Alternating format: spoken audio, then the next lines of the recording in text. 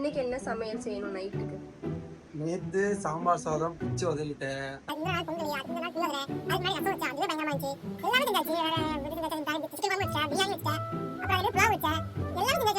தக்காளி வச்சு செய்யல. தக்காளி சட்னினா நான் அப்படி என்ன செய்ய முடியும்? தக்காளி சட்னி வச்சு தோசை மொறு மொறுனே பேப்பர் ரோஸ்ட். கடுகு இல்லாத தக்காளி சட்னி. உங்கள எத்தனை பேர் இப்படி இருக்கீங்கன்னு தெரியல.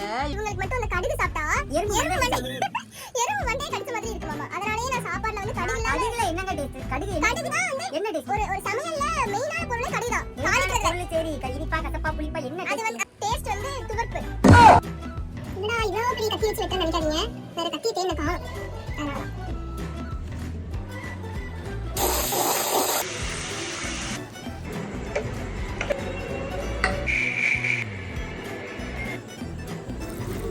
ரிவ்யூ பார்ட் 2ல பார்க்கலாம். Stay tuned.